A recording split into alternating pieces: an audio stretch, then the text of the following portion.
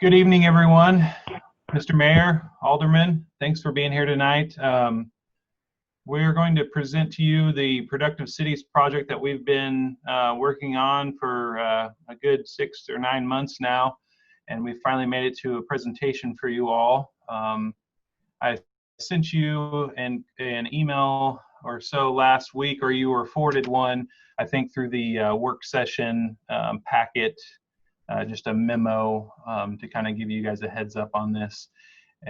First, I want to get started by giving a little introduction to the project and why I've kind of, myself and Chris have kind of got this brought to you guys. And so I'm going to give a quick introduction and then hand it over to the Gould Evans team to take away the presentation. So we'll get started here. So I grew up in a small town not far from Grandview, and when I was growing up, the community was mostly kind of just this small farm town. And throughout my childhood experience of growing up and early adulthood, I watched the community grow into a small suburban city.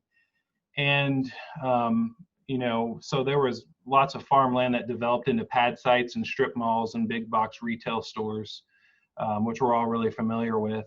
And I was always kind of under this assumption that new development going on was good development. It was a good thing for the city to see this type of stuff. And it wasn't really until several years later when I was studying planning school that I had a planning law course. And our instructor in that course made a statement one day regarding Kansas City and said that the Northland is bleeding the city dry. And I thought that was a really fascinating comment. I didn't really know much of what he was talking about. So after class, I asked him to elaborate on that a little bit more. And he kind of hinted at this idea that a lot of the development patterns that have occurred since World War II, this kind of sprawling development pattern produces a really low return on investment for the city in terms of tax dollars that are produced back to pay for the public investment, such as infrastructure, that it takes to serve those private developments. And so I found that really fascinating. And as I thought about it more and more, it kind of gives, what that means is, as we're seeing things grow in this form, it's given this perception of prosperity. However, when you look at it really closely, which we're going to get into tonight, you start seeing that there's a little bit more to the story than just, creating good wealth for the community.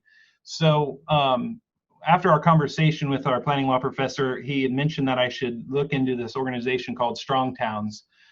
They're a nonprofit organization that looks at our cities and built environment through the lens of financial prosperity. And they ask questions like, do private development patterns in our cities support the public investment in infrastructure? And largely what we found is that they often don't. So a big question that we ask is, so why do we continue to build in this low return pattern? Some of the thoughts are, if we are able to develop more areas of higher return on investment development patterns, the more economically resilient our community will become, from the city government down to the individual resident and household. If we increase our return on investment, we can have funding to better take care of the things that we already have, such as our street maintenance projects, parks and recreation, public facilities, police and fire services, and the list kind of continues. So a couple questions is, what role do we have to play in this, and why is it important now? In the Community Development Department and the city as a whole, we're about to adopt our comprehensive plan update in just a couple weeks. And that project had a lot of the principles that Strong Towns talks about, and you'll also hear about in this presentation coming up. We're also diving into our zoning ordinance and subdivision regulations. These documents are the rules for building in Grandview. These rules are what largely dictates how things are built, and the pattern we see today is due to our regulations of the past. We don't allow high return on investment projects without forcing someone to jump through hoops, and we need to change that. High return on investment projects should be easier, not harder to build. We need those projects because they add tremendous value to our community. this project, Productive Cities, is a start. It's a snapshot of where we are today in terms of return on investment, and it gives direction on how to build economic prosperity for the community. So with that being said, I'm going to go ahead and give the floor over to Dennis Strait, Graham Smith, and Abby Kinney, the team at Gould Evans that's been working on this project with us. And they'll be able to give probably a better introduction for themselves than I can. So if you guys are ready, go ahead and take it away.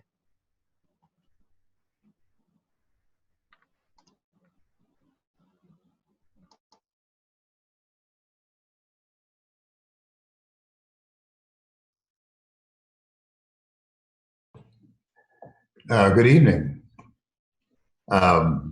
This is Dennis Strait with Gould Evans. I was trying to call in by phone only because I'm worried a little bit about our Wi-Fi here, but hopefully this is working all right. And Dave, thanks for that introduction. We appreciate the opportunity to have this discussion with you all.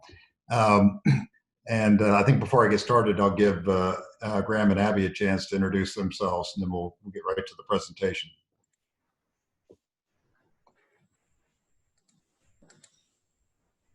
Yeah, just really quick. I'm Abby Kinney. I'm an associate. Or maybe I'll just continue with the presentation. Oh, can you hear me okay? Abby, you're muted, I think. Oh. Abby, we can hear you. You can hear me. Okay. Well, hi, I'm Abby Kinney. I'm an associate urban planner with Gould Evans Planning Studio, and I've been working closely with Dave on this study. Dave and I both went to UMKC in the same program, so we've kind of been talking about this for many years, and it's something that we think is very important for not only Grandview, but cities across the country. And it's honestly a discussion that we're having with clients in many cities, both big and small, all around the country in the United States, because there's been sort of some issues caused to budgets caused by development patterns. And that's something that cities are trying to wrap their minds around and better understand, so that they can be more fiscally solvent and resilient moving forward. So if Dennis is on the line, he can introduce himself. Otherwise, I'll just hand it off to Dennis or Graham.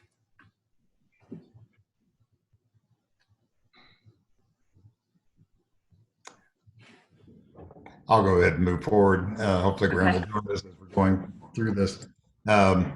So as both Dave and Abby mentioned, we've been working for the past few years, specifically with communities and cities to understand this different way of understanding your city. Some of you may have seen or heard about a presentation we're giving around town, have been for the last year, that focuses on this topic. It's about a 45-minute presentation, and I won't put you through that tonight. I'm just going to give you a quick summary of what that's about.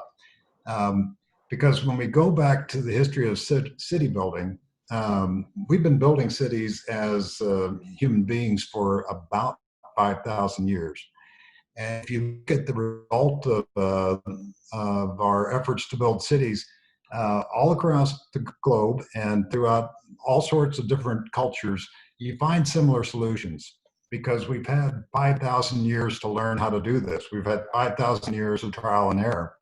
And if you look at Kansas City, for an example, which would be the next slide, Dick.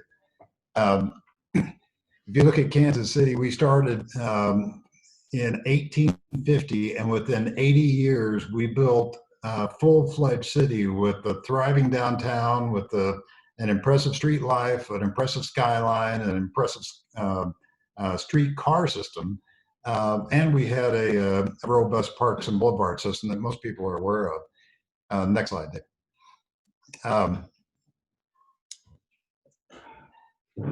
Nope, there we go.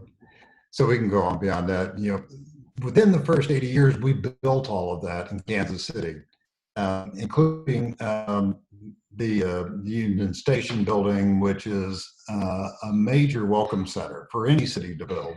And we were able to afford to do that because we followed the patterns of our predecessors, and we just learned, we just patterned after the way they had built cities.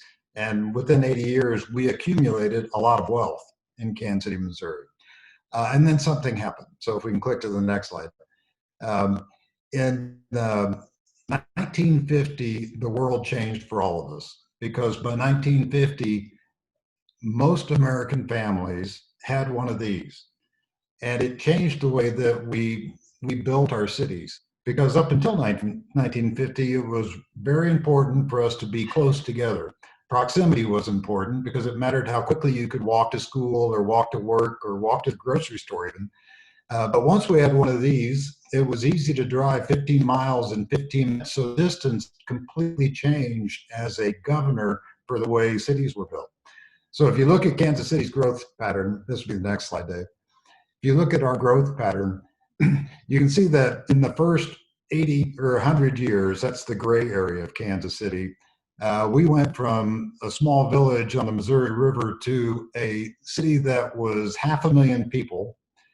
And we built that skyline and that welcome center and 100 miles of streetcar system by that point.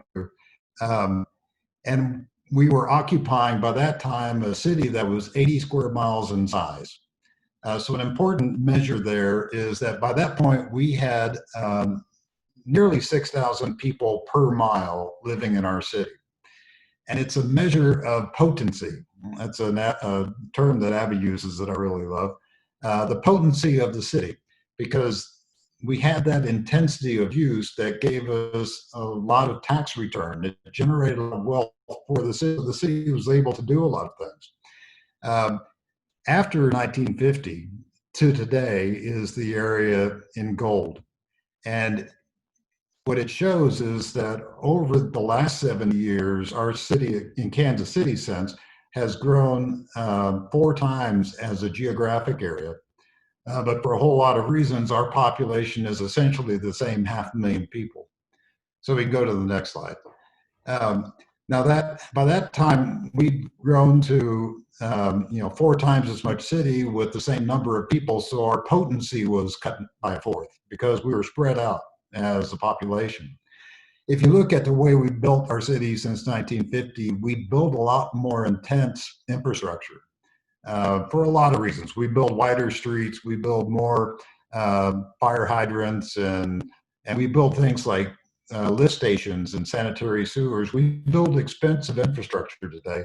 And if you look at cities across the country, many cities are realizing that the amount of infrastructure per person is as much as 10 times more than it used to be in 1950 because of the way we've built.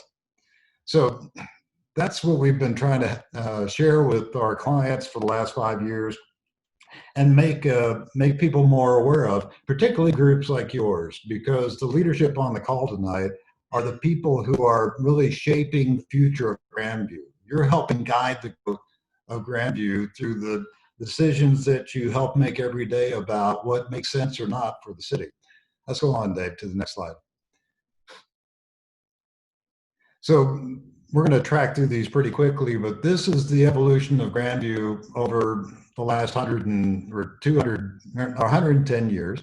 It shows the original city in 1912, and it was at that point, 0.6 square miles. And you can see the chart on the left-hand side. It tracks your people per square mile, so your per capita land use. And if you just go through these, Dave, we'll just click through them. From 1912, we can go on into, there we go, 1940. We still hadn't grown much as a city. We were starting to get to that period where now the next slide, we got to that point in 1950 where the world changed. And we quickly expanded. Even Grandview followed that pattern. Most cities around the country did, where we quickly expanded the area of the city. So we can click on through the next one slide, or Dave, until we get to the end of this. So you can see the pattern of growth that we realized. And more recently, over the past 40 years or so, it's been more of an infill than a continued growth. If you look at it, most cities did that significant expansion in the 1970s. And that's similar for Grandview too. So more recently, you've not been growing the boundaries of the city, and you've started doing more infill. So you have gotten to almost 1,800 people per acre, which is slightly higher than the average is in Kansas City, Missouri, but significantly below that measure that Kansas City had in 1850, and that most cities had prior to 1950.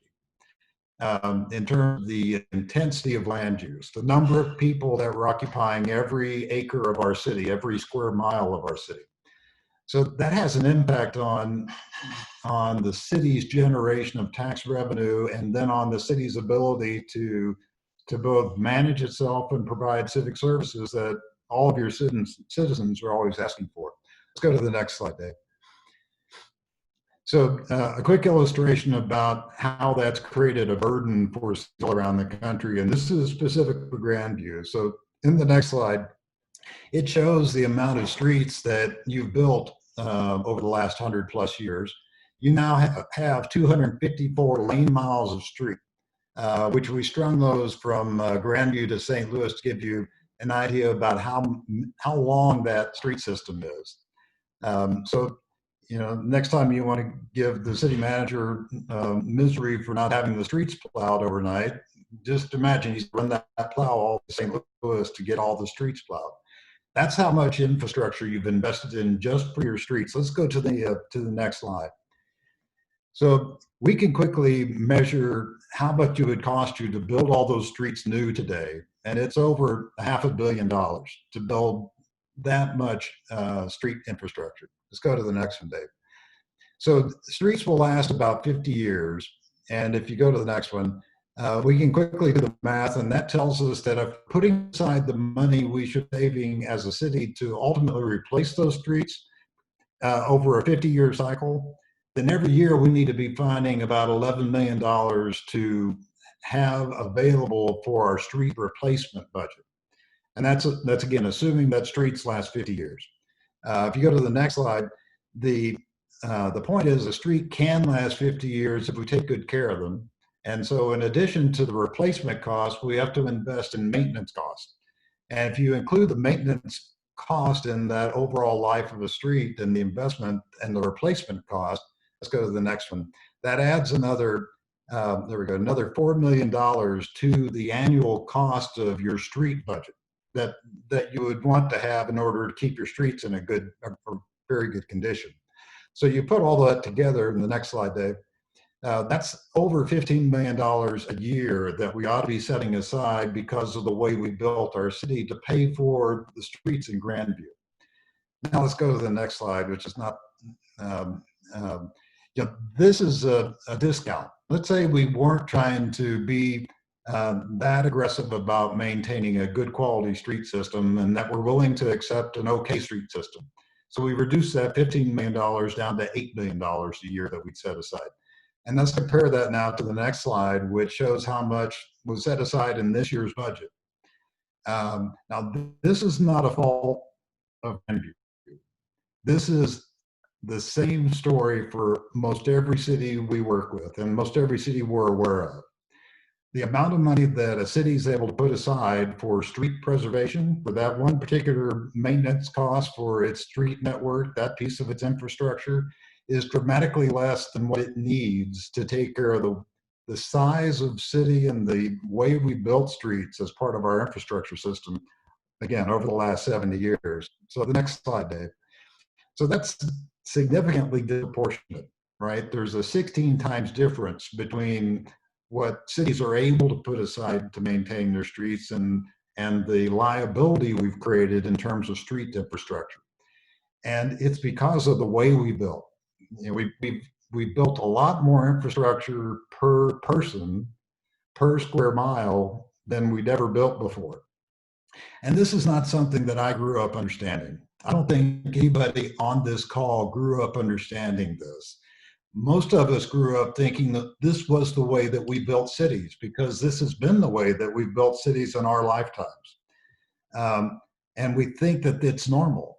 and that it's how we build wealth and prosperity for our citizens.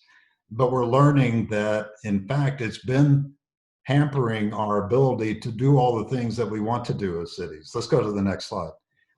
So if we look at your city budget, and let's go through these fairly quickly, the next slide, and look at just the funds that are available through property taxes. We can evaluate the revenue that Grandview gets through your property taxation, and most specifically from your real estate taxes. And you get a little over $3 million a year from property taxes. Even if you took all of that property tax revenue and applied it towards this street budget that we just ran through, it wouldn't be enough, because again, it's such an expensive way of building. Let's go to the next slide, Dave. So the way that we're encouraging cities to understand themselves differently is represented by these two maps. These maps are both measuring value in Grandview. The map on the left is the way that we have been taught to think about it. It's the way that most of us think about the value in our cities, and it's based on the value of a parcel.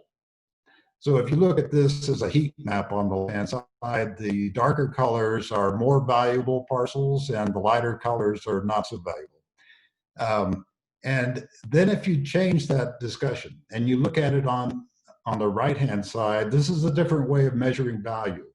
This measures value based on a per acre basis, not a per parcel basis. The reason we are encouraging communities to look at their city this way is that it more directly reflects your investment in infrastructure, because in all that colored in area within your city boundaries, that's your developed part of Grandview.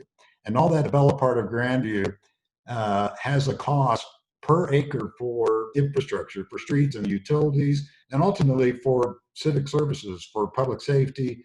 All the things you do as a city is driven by the amount of city that you build. If you look at it on a per acre basis, let me give you this example, some quick math, and I apologize for this in the evening, but say you have a $250,000 home and it sits on a quarter acre lot.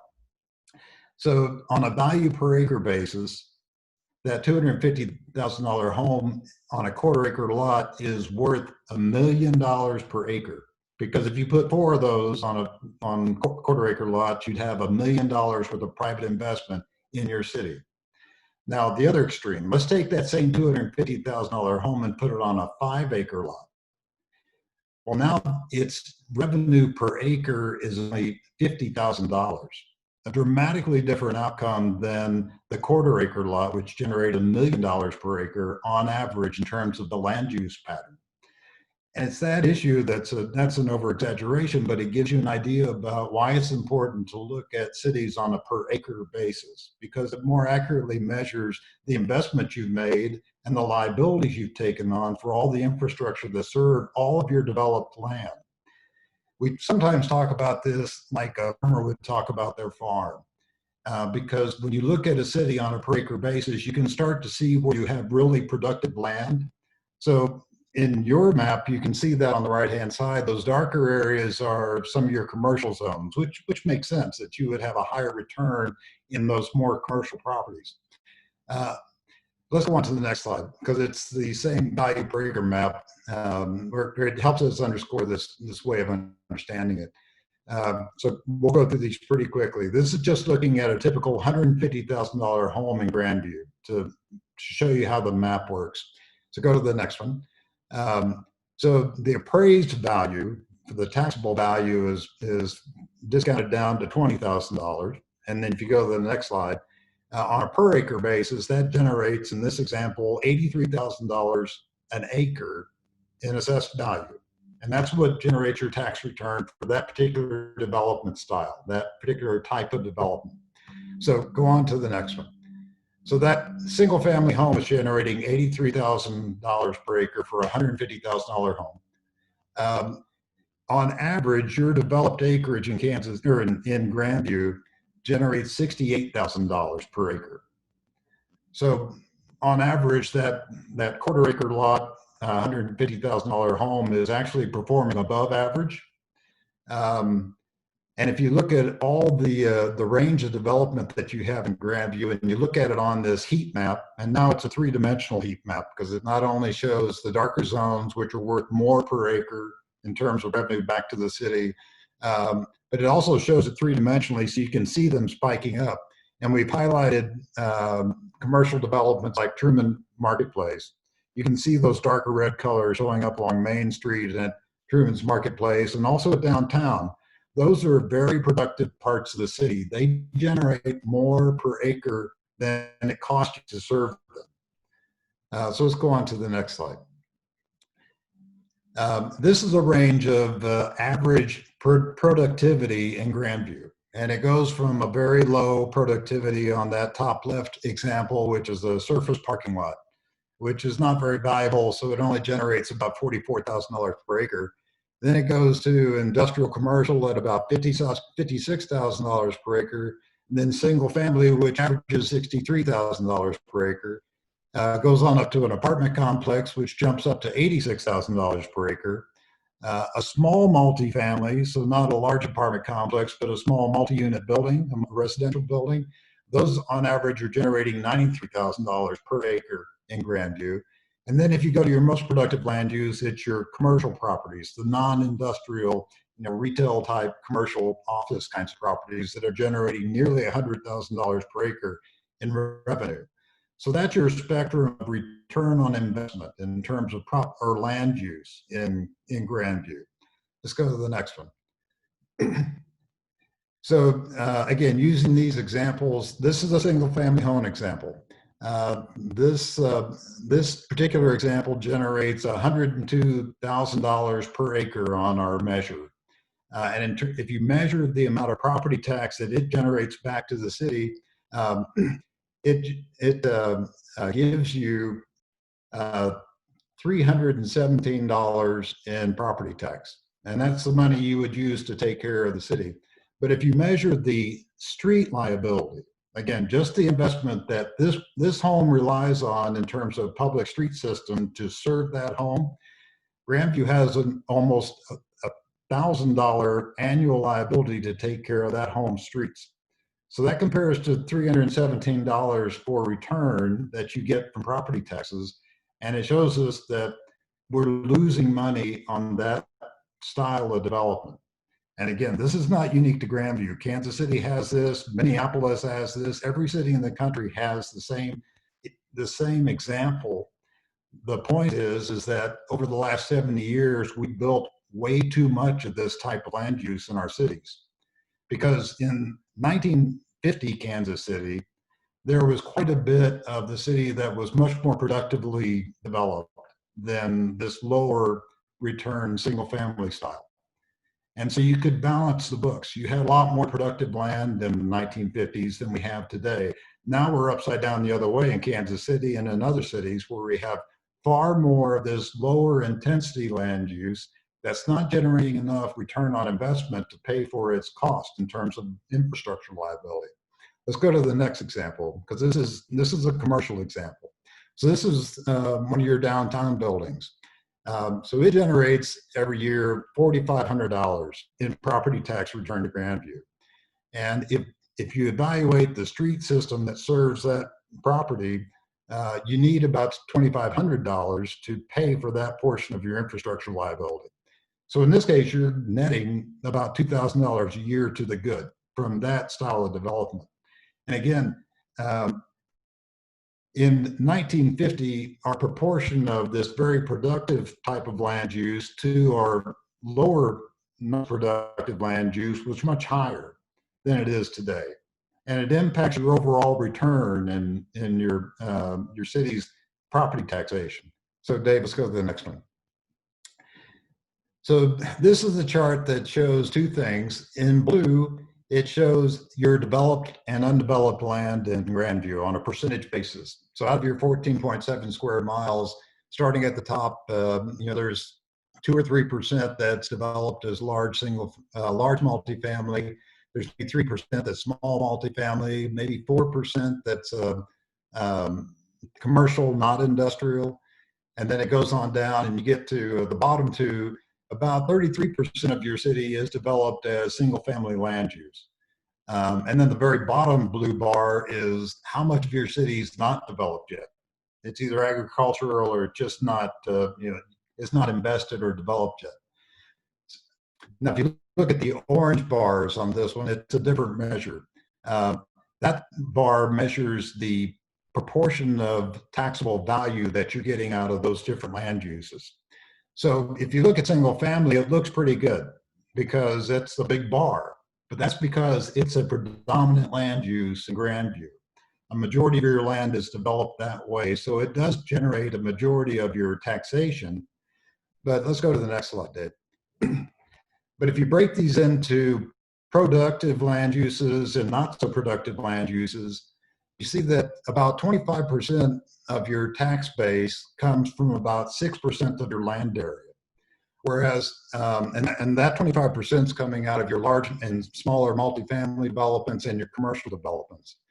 But majority of your city is that 31%, which is the single family and industrial land use. And out of that, you're getting 69% of your tax base. So it's about 2-to-1 proposition there in terms of it represents 31% of your city, but it's generating just about twice that in terms of the percent of your return on investment in property taxation. Whereas the upper land uses represent only 6% of the land area, but they're representing 25%. So a 4-to-1 factor of productivity. Again, using the farmer analogy, the farmer would know that that's really rich soil. Whenever he can get those crops to grow on his farm, he's going to take very good care of that part of his farm, and he's going to try and grow as much of those money makers as possible so he can have a successful year. Another way of looking at this is to think of yourselves as property managers, because if you added up all the private investment in Grandview, that is really what the city council and the planning commission's job is. You're thinking about how to best manage your city to get the best return on those properties. And in a lot of ways, both the farm analogy and the property manager analogy is the way we're encouraging people to think about their cities. Because as you go forward, your opportunity is that bottom blue line. If that bottom blue line is very productive, you're going to be able to do more for your city. So if the undeveloped parts of Grandview can be highly productive developments, which you can encourage through your land use policy and decisions you make about the types of development you want, then you can increase the proportion of very productive land use to not so productive land use in Grandview, and you can make the city more affluent and make the city more able to afford all the things that your citizens request. The other way to do this that should also be considered is to increase the return on investment on your already developed parts of your city.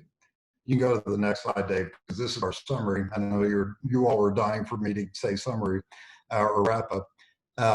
But this points out that in our single family neighborhoods, even in our commercial and industrial neighborhoods, we can still encourage a higher development pattern, a higher use of those areas that are already developed. One of the things that we've grown accustomed to over the last 70 years is to develop that apartment community in that part of our city-zoned apartments and say, we're done there, and develop this single family neighborhood in that single family area that we plan for single family and say, okay, we're done there. And we assume the cities just stop when they get to that level. The cities never used to do that. They used to always continue to grow and to change.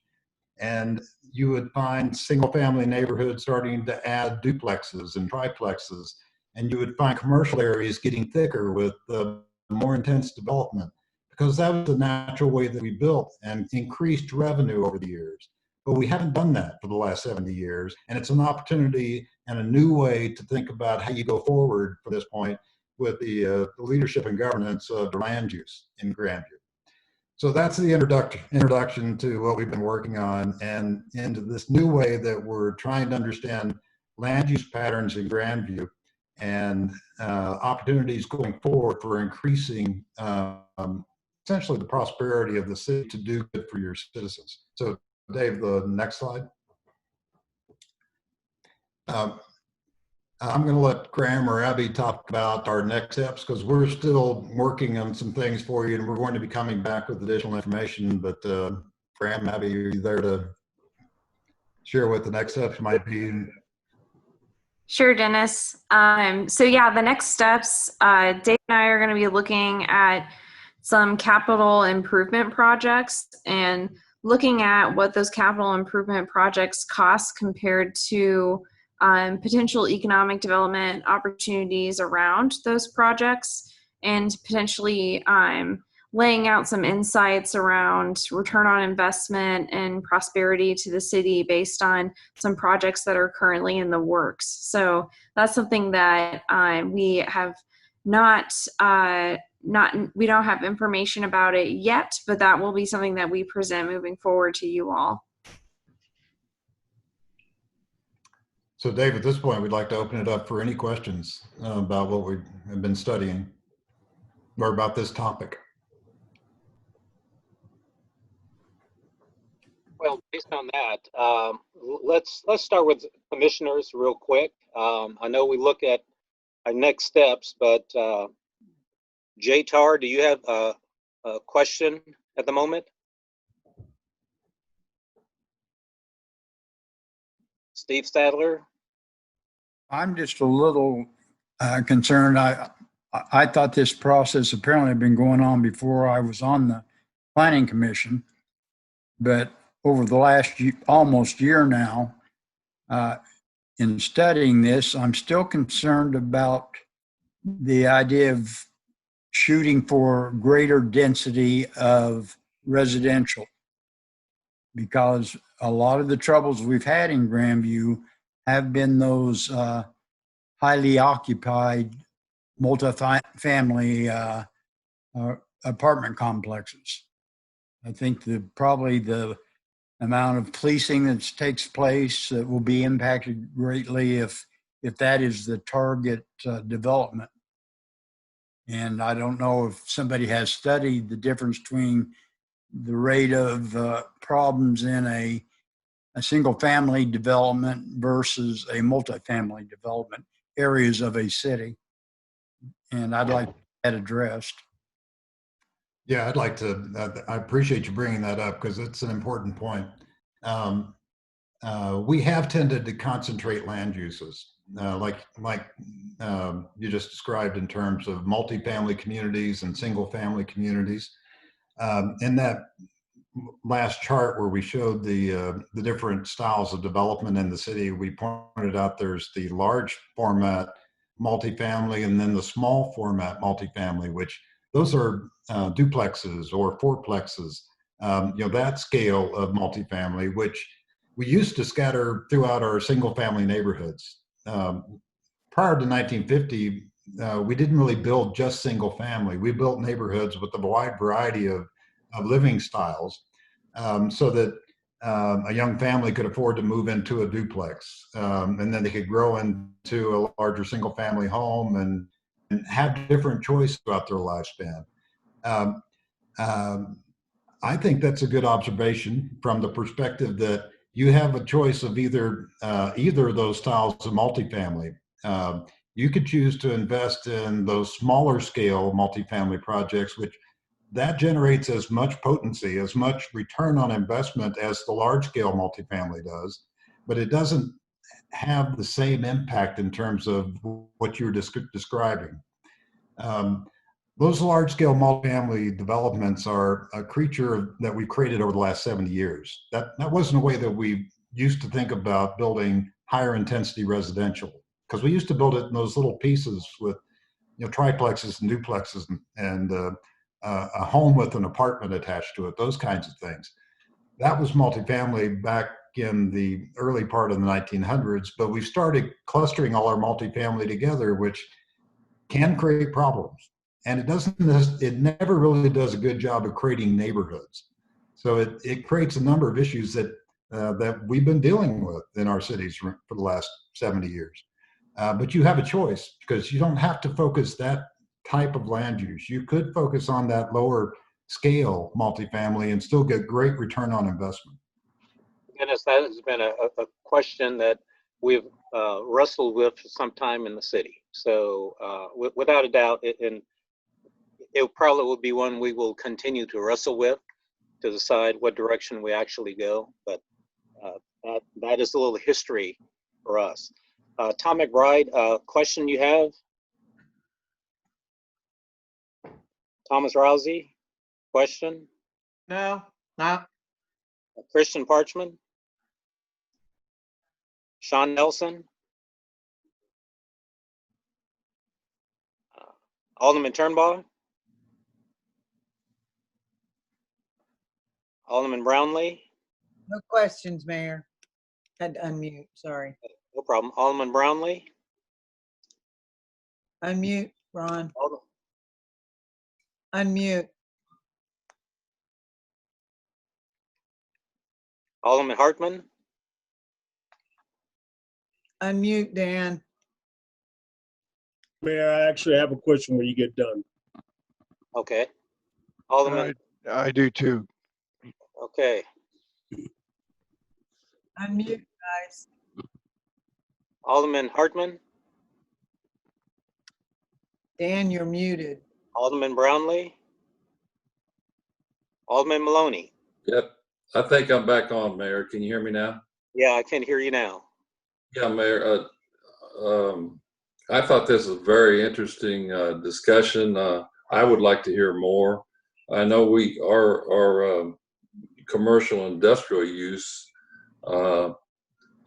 is actually pretty good, I believe, in Grandview, and I think this is very informative. I'd like to hear more, and the alderman maybe talk about this with our staff, you know, in the prior months, future months. Will do. Alderman Brownlee? Unmute, Ron. Alderman Maloney? Mr. Mayor, I just had that I followed the presentation just fine, but how is this going to get, is this like a single plan that we've paid for, or is this an ongoing partnership that we have with Gould Evans to kind of, I guess, kind of evaluate any projects that we have, or because this isn't one of those projects that's kind of one and done like a corridor plan necessarily. So I guess what's the long-term mission of this project? So I'd like to try to answer that, John. So this, and for everyone else, this project is coming at a really good time for us. We just are about to adopt our comprehensive plan update, and we're diving directly into our zoning ordinance and subdivision regulations. And those are, those are what builds the community here in Grandview.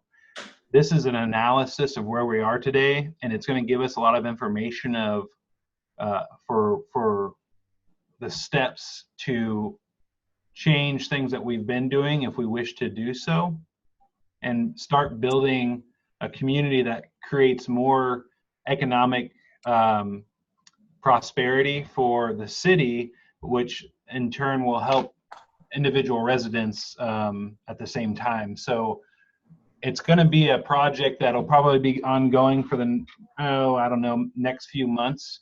We'll wrap up with the last few phases of it.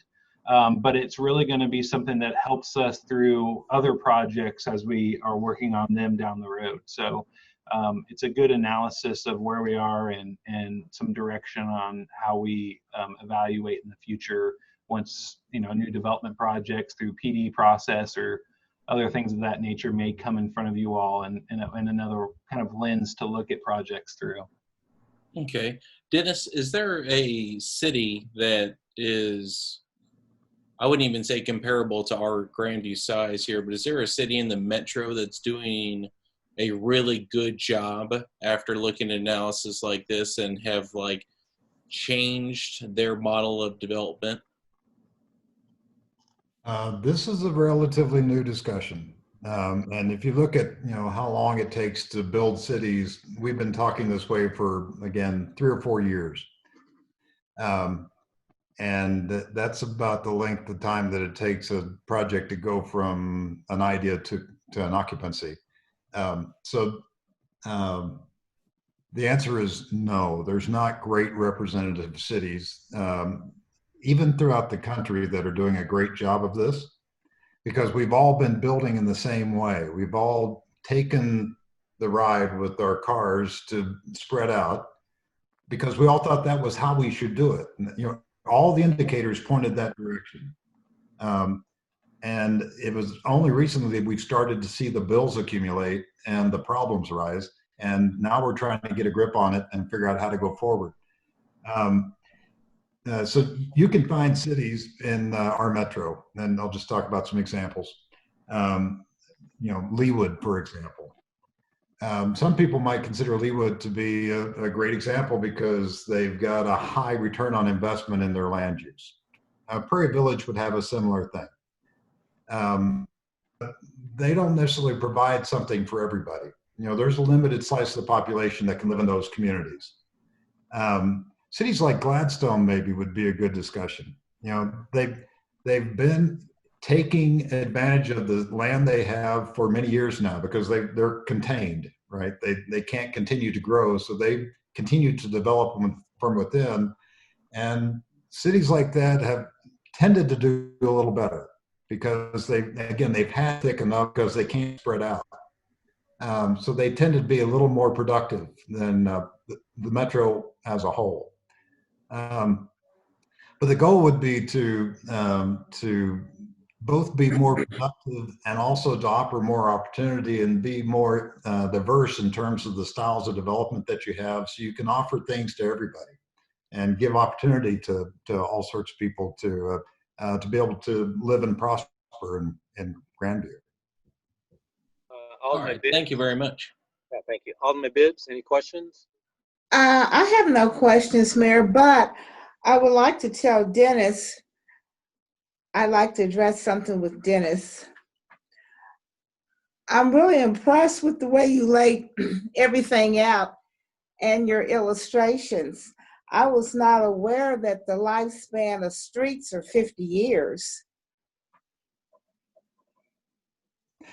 Yeah, if you talk with civil engineers, they'll give you a range, but most of them agree that about a 50-year lifespan is what's reasonable for a street. Now, because of the liabilities that our cities have, it's pretty rare that they're able to keep their streets at that level of care. But if you look at, you know, I know Kansas City better than most cities at this point after studying this for the last 3 years. Our pothole issue in Kansas City is just the tip of the iceberg in terms of our problems with streets in Kansas City. And it's starting to show up. And when you start to see potholes, you're starting to see the deterioration that's happening throughout your streets. And just filling the pothole doesn't stop or fix that process. So in some degree, you can cosmetically deal with these problems, but ultimately these fall apart if they're not maintained at the highest level. And you remember in our example, we discounted the cost of what a 50-year replacement cycle would be by almost half, and then measured that against how much revenue you're generating through property taxes, or how much you're able to put aside just for street preservation, just to show how out of balance our cities have become. And again, this is not a Grandview issue. This is a United States issue. Every city in our country has this to varying degrees, and you're in better shape than Kansas City, Missouri. I'll put it that way. So but it's still a challenge that cities, including Grandview, are going to have to address. Thank you, there. Thank you. Alderman, any questions? I have one, Mr. Mayor. Okay, I'll get to you there shortly. Alderman Brownlee? I'm not hearing from Alderman Brownlee. All right, Tom McBride? Yeah, it's obvious from your presentation that we have a huge deficit in meeting what we're eventually going to need on a yearly basis. Also, from your presentation, you're showing us where our best tax dollars are returned in the types of developments. So based on that, are you saying, what are you saying is the best types of developments that we should be pursuing to come to Grandview to help us? Because the ability to get ahead of this 8 ball is going to be extremely difficult, and that needs to be part of the overall plan, I believe, is how do we generate more tax revenue.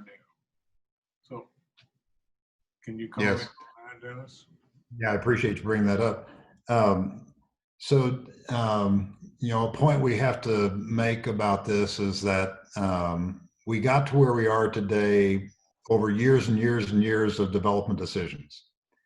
And even if tomorrow we dramatically change the way that we're going to govern land use and development in any of our cities, it's going to take time to turn the ship, to start to a more productive outcome across the board. This is talking about a different way of evaluating development opportunities. You know, you might be encouraged to think about smaller lot single family the next time you look at a single family development, because you might measure it. You might ask that developer to show you what the 30-year return on investment is going to be for all that liability that they're giving the city in terms of street and utility infrastructure maintenance. And that might change the discussion. That's one way that cities are starting to address this, is to really ask development to give you a longer horizon return study, so you can evaluate what good and what liabilities it's going to create for you. And it, you know, in a lot of ways, it is getting back to a more efficient land use pattern that you see all through our pre-1950 cities. And it's something that we moved away from because we thought we should, but not because we knew we could afford it. And we just need to get back to understanding how more productive those more intense land uses were. Now, we get this question a lot about, well, are you asking us to become a dense city? The neighborhood of Brookside in Kansas City, Missouri is almost 3 times as dense as the city on average. If our entire city was as dense as Brookside, we'd be almost 3 times more productive. Which isn't, you know, it's not talking about a metropolitan, it's not talking about New York City or any major urban area. That's just a more efficient attitude about land use. That doesn't mean you have to build urban. It just means you're very efficient about every way that you build. So, you know, the lots in Brookside are small, the streets are in a tight grid, all those kinds of things have an impact on the return on investment. And it's just thinking that way is what we're encouraging leaders like you all to put into the mix as you're looking at the next developments that come in front of you, so that you can have more assurance that you're going to be building wealth over the years as you build your city. And I think Jay Tar had a question, and then we're going to end with Christian with a short question. So Jay? Yeah, Dennis, I see a paradigm here that what your discussion is that we evaluate things based on property tax revenue. Have you done any studies to come up with maybe there are other revenue sources that we need to invoke in order to cover the infrastructure costs and not rely so heavily on real estate taxes? Well, so we are focusing this discussion on property taxes, and that's an important clarification for everybody. And it's because it's the most efficient way to show you your productive land uses. Now, you can also map your sales tax, and in Kansas City, you could map the income tax, the earnings tax. You know, so you can map all your taxes in the same way on a per acre basis to see where your land is productive. we've learned this technique from a group called Urban 3 out of Asheville, North Carolina. And Urban 3, by this point, they've done these studies for cities all across the country. And what they found is the measurement of property tax it tells you most of the story. You can get a pretty quick understanding of your city just by measuring property tax return. You can spend a lot more money and look at all your taxes, but it doesn't really tell you that much more. It's the same message. So that's one part of that I appreciate the question, because it helps me clarify that we are just looking at property taxes, but the story doesn't get much different when you start layering on your sales taxes. And a lot of your other taxes are specific. You know, they go right into a utility use, or they're dedicated to something else. You don't have much flexibility there. Now, some cities can assess an impact fee. They can do things like that try to offset the deficiencies of property tax to pay for the infrastructure that a development requires. There's another way to approach this that would be to address your property taxation and the way you tax development. Property taxes in our country are based on the value of the improvements, not the value of the location. And I won't get into that tonight, but I will tell you that because of that, it motivates low returns on your infrastructure in your city.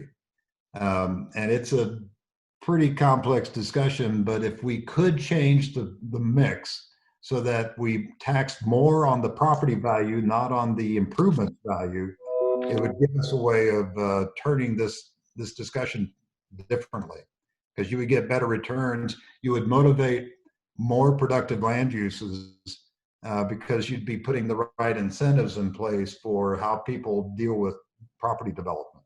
But we'll have to come back and have another hour to talk about just that if we want to get into that. But it's a discussion we're trying to start around our cities and with our communities, because it's an important part of the equation. Dennis, and the last question we're going to leave for Christian to give us a short question. Sure. So we go to the next item. Okay. Dennis, has there been any studies about how density of your vertical multifamily units have impacted the community, so far as like the height of the apartment complex?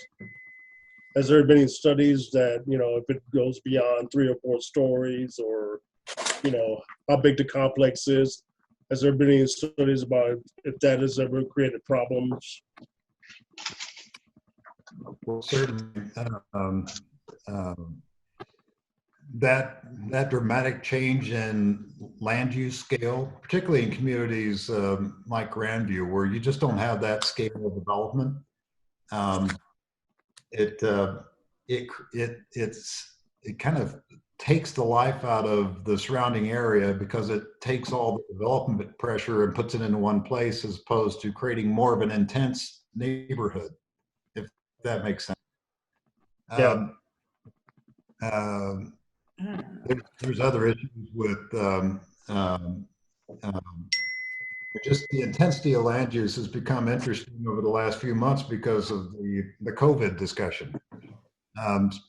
Folks that are living in mid-rise apartment buildings where they have to take elevators to get to their house, they have a different world than most of us have, because they have to deal with that level of human interaction that makes it really hard to isolate. So there's issues with that scale or that intensity of development. But I don't think Kansas City or Grandview need to rely on that style of development to be productive. Again, we get back to the smaller scale multifamily where you might have a fourplex, which would be a very high return on investment type of development for any of our metropolitan cities. But it's, and it doesn't concentrate the number of views that a high-rise building does, or that a big apartment block that takes an entire city block does. Those are different ways of building, and they don't create the same kind of integration with neighborhoods and the same kind of value long term. Dennis, as you can probably tell, we started with the first question about density, and we ended with the question by density. So it gives you an idea of where we are as a city and some of the questions we have. So thank you very much, Abby. Thank you as well, and the rest of the team. We appreciate this. And as we continue to work with Dave and community development, we're looking forward to the next steps as well. So thanks so much.